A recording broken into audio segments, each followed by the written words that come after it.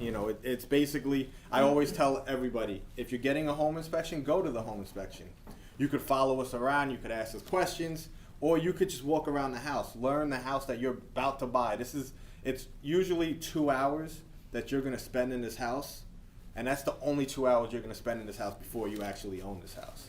So, you know, if you're worried about your furniture fitting, start measuring some rooms. If you're worried, I mean, I've done home inspections and they're like, oh, it's only a 2-bedroom? And I'm like, wait, you don't even know how many bedrooms it is? She's like, well, I looked at 50 houses on Sunday and I thought this one was that. Oh, wow. Yeah, so like it happens. Like everybody's so caught up in they get caught up in the hype, and we're there and we're like, oh, you know, so it's take advantage of it. You're paying us, you're gonna be there, go through everything, look at, you know, the report, you know, and like I said, as is means as is. If it's as is and the report has a million things wrong with it, you walk away, or you tell your agent, hey, listen, I'm not buying it for this price, I need money off.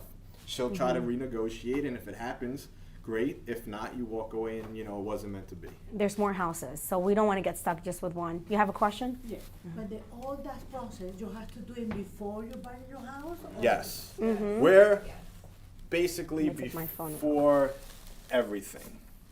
Like, you're going to put your offer in the house, we're going to come in and do the inspection. After we do the inspection and everything's okay, then you're going to go to your lawyer. Your lawyer's going to sign the contract. Then it's pretty much yours. Once we do that inspection, you could still walk away. Up until that point, you could walk away at any time. When you sign that contract, it's not as easy to walk away. And I'm sure you'll talk more about that. But, you know, then you have a lot of contingencies and a lot of other things. But basically, up until that point, people think with us as a home inspector, it's not pass or fail. So I have some friend, they buy already your house. After 3 months, the boiler is broken. What happened for that? Like I just said, we're not psychics, we're not fortune tellers.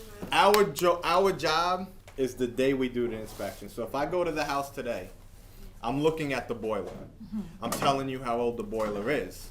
I'm telling you the condition of the boiler. I'm also going in every room and checking the heat. So if the heat's working, the boiler's not leaking, and the boiler look like it's in good condition, that's my job. What about the roof?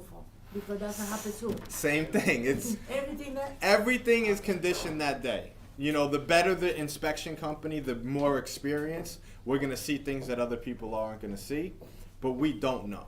You know, I mean, I know how old the boiler is. I could tell you that the boiler's 45 years old. It was only supposed to last 10 years.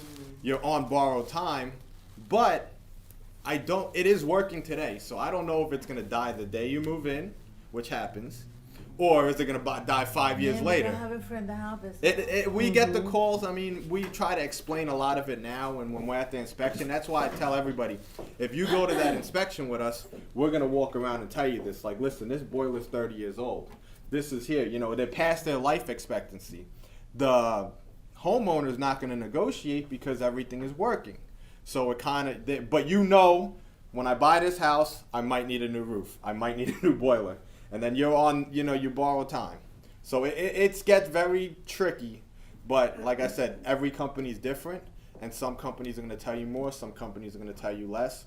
We try to base everything off of what's going on and, you know, from experience. I have a question. So with properties that you can't get into, like what happens there? You can't get in. With properties we can't get in, we're in the same thing as the bank. Like, if we can't get into the property, we can't do anything. You know, utilities and stuff like that, we work around. You know, I could still give you a good home inspection if the water's off, if the plumbing's off. You're still going to learn a lot about the house.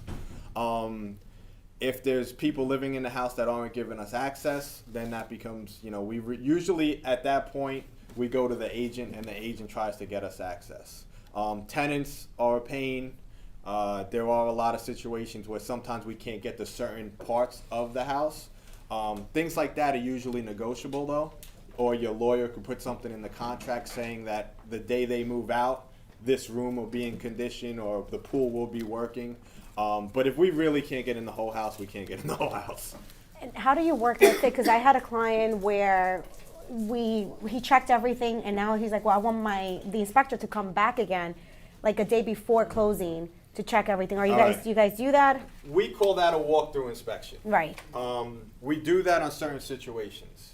If you're our client and we did the original inspection, we'll do a walkthrough inspection with you. If you weren't our client or you didn't get a home inspection and you call us up and you're closing tomorrow, we will not touch the house because everything we find at that point doesn't matter and you're gonna hate everybody and it's gonna be a disaster. We've done them before and that's why we don't do them no more. But the point of that inspection isn't really an inspection. It's just to check to make sure everything is still there, everything is functioning, and if the lawyer put anything in the contract that was supposed to be fixed, you know, say there was a GFCI outlet or say that the fan wasn't working and they said they'll have it working, we're going to check those items and check them off so you know when you go to your closing, everything was fixed or everything wasn't fixed. Half the time they're not fixed and the lawyer has to fight at closing. But that's the purpose of the walkthrough inspection. It's not a full inspection. Again, we do it for a quarter of the price. And it's basically, you know, a half hour, 45 minutes, turning on the water, turning on the lights, running through the house, and we're good. You go to closing, you feel good about everything.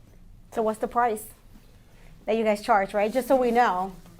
All right, so a regular home inspection is generally between $425 and like $600. It's all size depending. How big is the house? How many units it is? 2 kitchens, 3 kitchens, 4 kitchens. You know, that's where we base that price off of.